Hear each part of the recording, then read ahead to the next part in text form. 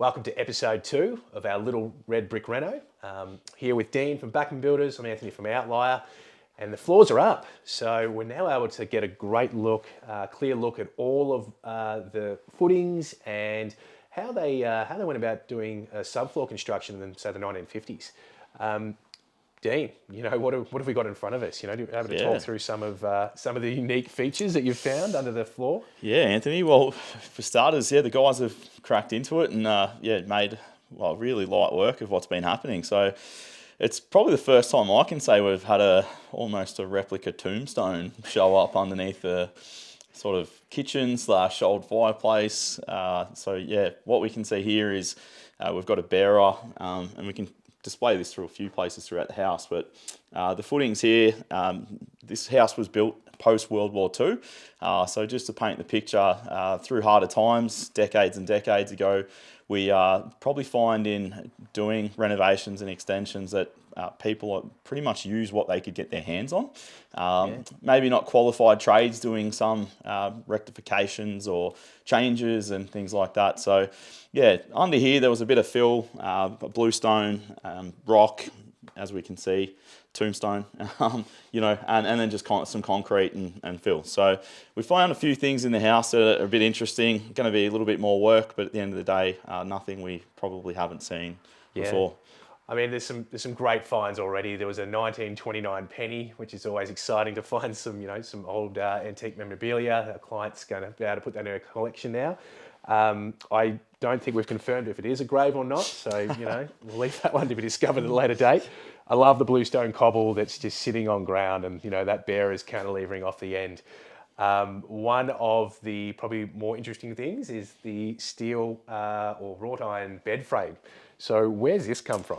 That was actually buried inside the concrete sort of pad that we'd call it here. So we've got our supervisor James behind the camera here nodding. So that's basically an example of people just using what they could get their hands on in the time gone past. So in their heads it was structural, and it's probably done the job for somewhat, for a long time. But yeah. So this was the steel reinforcement they used in the concrete pad footing.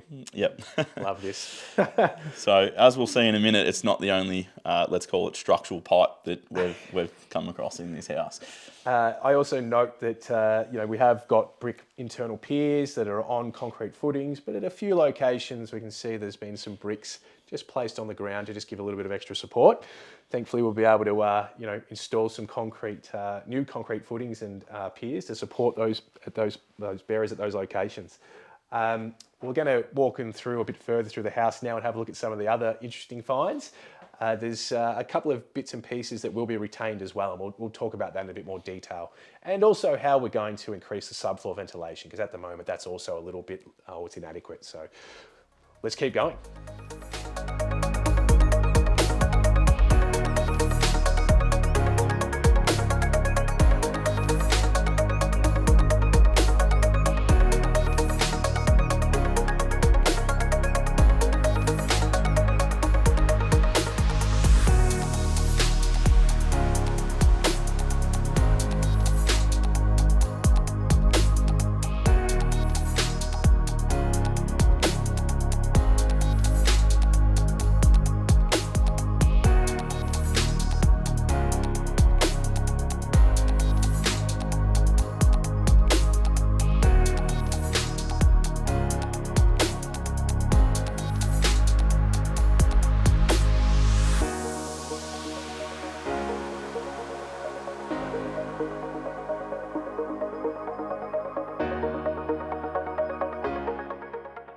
I owe you a shovel.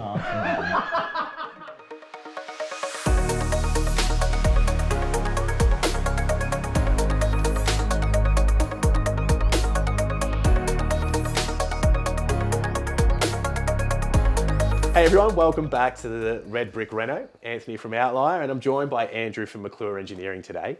So as part of the works that we have here, we've proposed to have some French doors that go out to a deck or patio area outside here. But as part of that, what that means is that we're going to now put 2 new load points down onto the existing footings here.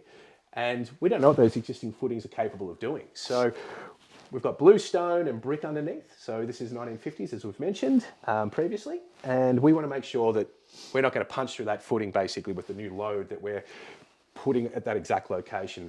So there'll be a lintel and that pushes that load over the top and straight down onto the jam studs that support onto the footings. And we want to make sure we're not going to do any damage or have any inadequate structural issues happening here. So what's the approach here, Andrew? Like, obviously we need to expose that footing and we need to see what's there, but yeah, do you want to walk through from your perspective what you're doing and what the end result is that we're looking for? Sure. So as you've already touched on, this wall is load bearing. It's an external wall. By putting the opening in it, we are putting 2 point loads onto the existing footing. So the big concern we have is that the existing footing is not going to be adequate to take those point loads, especially with these old period homes. You've already touched on the footing is a multi-layered, non-uniform footing like we would expect in a current house. So we are just, as I've said, concerned about the punching through. So we've exposed the footing. We know what the footing's constructed of now. Yeah. We've got to the underside of it so we can check the soil. What we're looking for is a firm bearing capacity that's going to be adequate to take those point loads and make sure we're not going to punch through that footing. So we will test that soil. We have had that soil tested and we can confirm whether it's got bearing capacity or not. What have the results been and do we need to do anything here in this situation? In this situation, we've identified that the footing is thick enough that we're not going to punch through and that the soil underneath is firm, so we are going to have sufficient bearing capacity. So there's no additional work here needed for these footings other than making sure that there is even bearing from the timber framework to the footing underneath. Fantastic. So, we might need to put in a couple of additional new studs at those locations to make sure it all lines up. Yep. Very good. Cool. So we've spoken about what we're doing here and why that's important for us to look at those footings. But now I want Andrew to sort of touch on the tools that he uses and what the results of that mean. Yeah. So what I've got here is a pocket penetrometer. Inside the pocket penetrometer is a spring with a known stiffness inside the barrel at the ends. We've got a known displacement at the tip and the known area of the tip.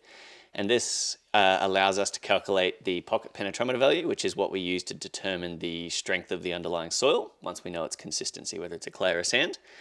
And ultimately that allows us to calculate the bearing capacity for our footings, which will tell us if we're going to get settlement or not. Fantastic.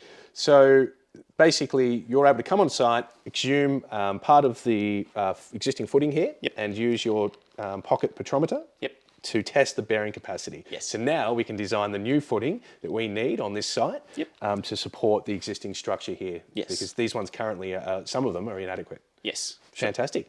Well, I'm not going to let you hold you back. Go for it. Yeah, Show us how it works. So I'm just pushing this in now. See, look, that's a bit of concrete. That's not going to help.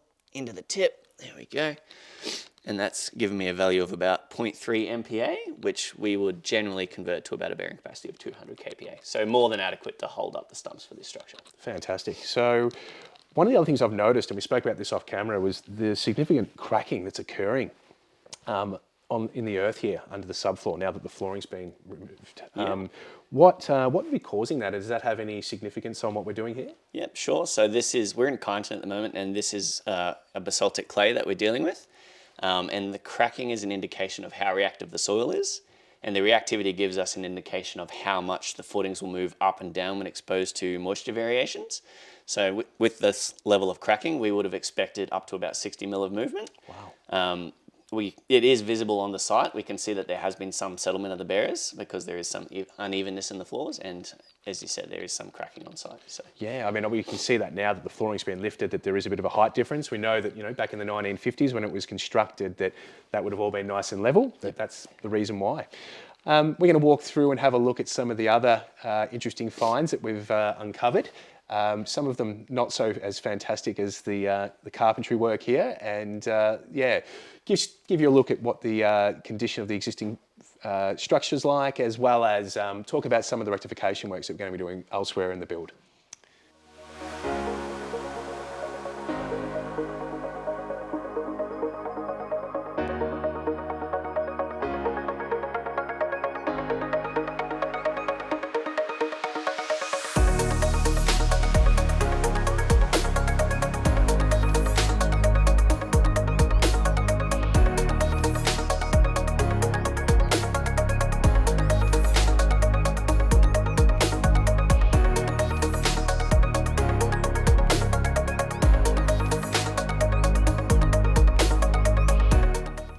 So further to the floors being up, we've also been able to remove all the architraves. Well, Backman builders have been able to remove all the architraves around the windows, which has been able to confirm what we suspected when we did our blower door test, that they hadn't been air sealed between the timber stud and the timber reveal of the window. So now we'll be able to use a low expansion foam and some polyurethane sealer to make that insulated and airtight. We will have a decentralized HRV system, or actually complete system or ventilation strategy in place here for this home, which we'll highlight further down the track, so we can go as airtight as we need to. From there, the client had hydronic panels installed, or a hydronic heating system installed throughout the home previously, and we want to retain all of that throughout the home. So we've kept all that intact. We're very mindful of the plumbing work that's been done already. If we step down, we can see that there's not a great deal of clearance from the timber subfloor below to install the hydronic runs. So the people who did this have had to crawl through some pretty tight spaces, I imagine. They've done a really great job. One of the things as well that we've identified, if we just can see just here, we've got our subfloor ventilation. And there's very little of that, or there's not enough of that in this to today's standards under our National Construction Code. So we're looking at trying to improve that. Dean, what are we thinking? How are we going to approach that?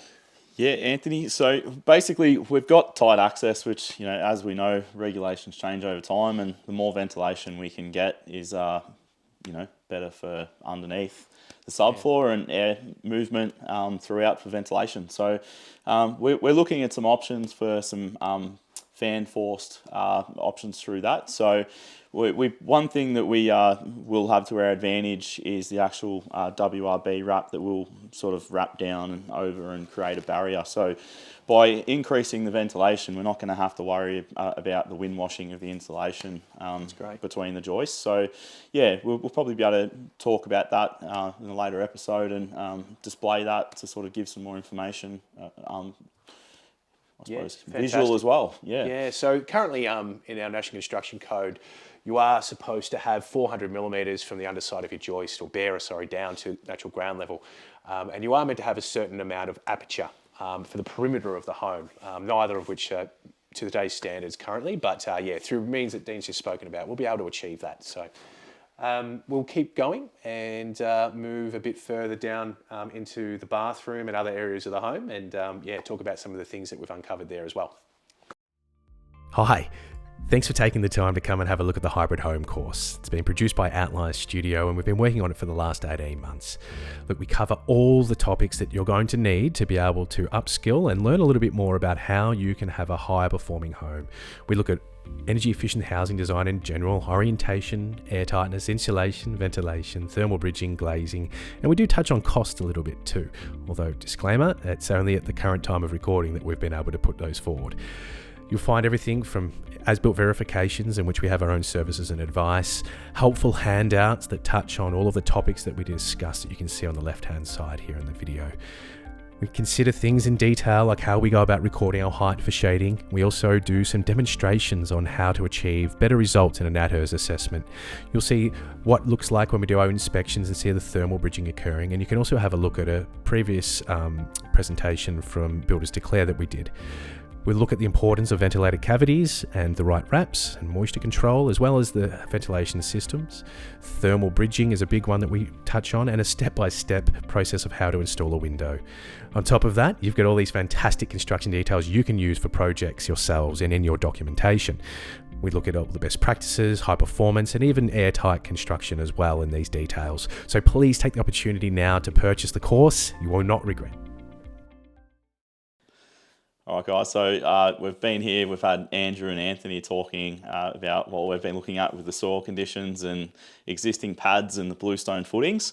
So now I'll introduce James for the first time for his YouTube debut. But some people might have seen James on our socials, but James is a qualified carpenter for Backman Builders and yeah, supervising for us with our projects. So brought James in. James and the guys have been getting the Red Brick renovation underway here the last week or so. As we've seen, we've kind of gone through, we've found that there is some severe cracking. We've got some areas there we need to address it. We need some additional stumps, as we've sort of seen throughout the old kitchen. There's some spots with just bluestone bear is sitting on, James. So yeah, mate, do you want to talk a little bit more about how we're going to address and run through the next phase? Yeah, absolutely. So me and my guys came through at the start of probably about 3 or 4 days ago. Got all the flooring up in a couple of days. Got everything ready to go. Now that we've got everything uncovered, we can sort of survey the area and get a real good game plan ahead of it. So what we've basically got here is, as you can see with my rule, we've got a crack that's easily about 300 mil deep. So that's why we got the engineer out to test the soil for us, so we can make sure that what's there is adequate for what we're going over. Because the last thing we want to do is get a nice subfloor, everything nice and wrapped, but it keeps sinking.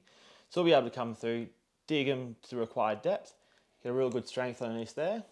Then we can go through, have a look at all our joists, get them nice and straight. There are a few we've got to replace, but we expect that on these sort of jobs. So we haven't really come across anything that's been a big shock. So yeah, we're very much looking forward to getting stuck into the next step and keeping you posted on our progress. That's right. So with the our processes, episode 1, we spoke a little bit about coming through and having a look at approaching. One thing that we do with all renovations, extensions is bring our carpenters into site so we can do some assessment. So we knew there was going to be some up and down from the floors, which what we could see. We brought some levels in, shot some laser points and so forth as well. So that isn't unexpected for a project. You know, things that you can't see until you start really pulling things apart and exposing stuff is, yeah, as we can see here, James, we've got currently probably the biggest crack in the subfloor. Oh yeah. And yeah, we've got the old scale ruler quite firmly in there at the moment. So yeah, we've sort of gotten that down nicely, and it's about sort of 300 mil crack. So we'll spend some time running through the project inside. There's some areas that are fine, and there's some areas that we need to do some extra stumps and yeah, bring them up to current day coders would say. So yeah, and just behind us here, we've got an old sort of hearth sitting down here. So one thing we like to look at is continuous insulation. So we're going to spend some time, there's a couple of little spots within the house, but this is probably the biggest one. We've got a little bit of an infill slab on this, on the old bluestone. So we know that we can now take that step to remove that infill slab. The floorboards will have continuous run over the top of that, but we can make sure that we don't have any thermal bridging in the floor, seeing as though we've gone to this extent. We don't want to sort of cut any corners to have small amounts of thermal bridging. And then we'll be sort of spending some time renovating the fireplace that's not going to be used. It's going to be shut off. As we can see here, we've got the old sort of balloon that's come out from there, and that'll be as airtight as we can possibly make it too. Yeah, we'll be definitely putting something a bit more solid up there in the chimney to avoid anything falling down. Cool. Well, we'll take through a couple more spots in the house and show off a few more things. Beautiful.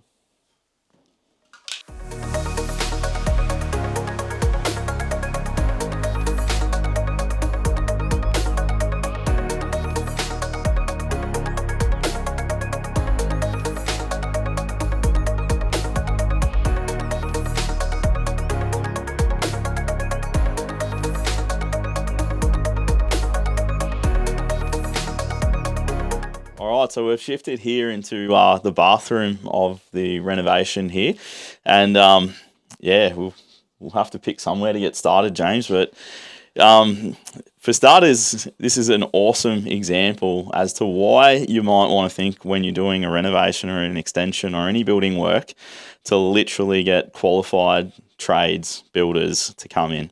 We've got probably the best one to start with here is maybe this part over here. So I'm currently standing on a joist here that was holding up the bathroom. We had a shower located over here, and as we can see, obviously we all love our plumbers, high plumbers out there, but we've got a structural pipe here that's taken precedence over the actual bearer that's been just chopped out of the way.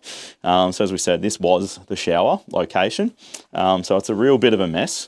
At some point in time, this bathroom was renovated quite a long time ago, maybe back in the 1980s. So things like this you'll see was a standard sort of practice where they'd notch studs out and go through. Obviously at some point they've chopped studs off, they're not really doing anything over here. Yeah, James, there's plenty more in here. You want to point a few more things out? Well, absolutely. As you know, bracing is a pretty important part of a house to ensuring it doesn't move, doesn't break. But what we tend to find a lot with renovations is that when people come through, they just start hacking away. So behind me is an actual brace for the exterior wall. As you can see, pipes want to come to the wall, so just cut it off, compromise the wall structure. Can lead to issues, but yeah, it's just a shame that always happens. And the same setup with over here as well, where they've added in a wall. As you can see, their new wall took precedence over the brace. Nothing else was added in, it was just left. So that can always cause issues with the structure of your house over time. That's why it's always important to make sure you get a licensed or professional trade in to do your renovations for you. Because you never, once the plaster's on the wall and it's tiled, you can never really know what's been done. And it's probably important to note too, like we're in a house at the moment that does have a tile roof, and it is a brick veneer home. Yeah, so it's a lot of weight. You're probably talking about a property and this type of construction home that does bear a lot of weight. You know, tile roofs over time will settle, and you can have some more movement and so forth in the house with that extra weight. You know, and we see that when we take off roof structures, and we'll see sagging in the structural members too. So yeah, just a good indication. We know when we come into a renovation like this that basically it's a gut job. We're not expecting to kind of really salvage much. But yeah, it's just always not a great sight to have a look at what someone has actually thought is a good idea at some point in time. The sad thing is, you know, we're in 2023, not 1983, and there's still tradespeople out there that do this type of work. And it does happen in new builds as well. So yeah, it's just a good indication that you can just, I suppose, what you pay for is what you're going to get. Yeah, bit of care always goes a long way. And as you can obviously see, what I've just noticed by looking at it, they run their electrical wires, even though they're insulated, right next to where the waste is.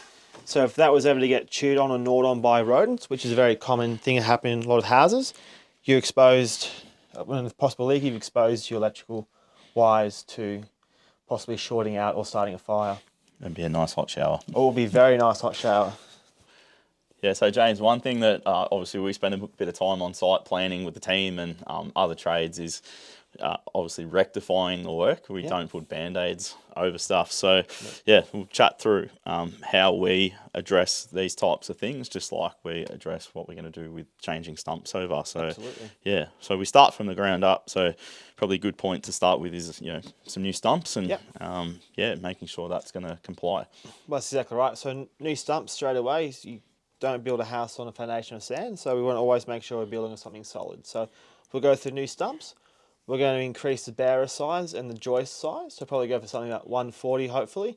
That way when we do our recess for our shower, we can get a nice recess, come down a bit, but we've still got a lot of meat in our subfloor that we're not compromising any structural stuff. So we'll take up all the bearers, all the joists, get some nice new hardwood in, get some nice new thick timber, and start pretty much get a nice new bathroom by the time we're done with it. Yeah. Yep. Also, you know, obviously cleaning up walls is a big part of it. So we've got some beautiful tiles that Outlier have done and selected with their interior design. So, you know, preparing walls rather than just coming through with a planer, chucking some packers on. What we, you know, we'll look at once we've had the time and got a base to stand on is whether we, you know, replace some studs, pack the wall out, batten the wall out, you know, whatever we need to do to make sure we've got a really flat spot-on surface and our tiler can work their magic. Exactly right, especially because we're trying to bring it up to code. We do need to increase the amount of studs in our walls for a floor to ceiling tile. So you will normally want somewhere around 300. You definitely don't want a big span for your studs for tiles on your walls. So it's definitely a recipe for disaster. Well, look, that's probably about it for the moment, but yeah, we'll keep everyone posted and look out for episode 3.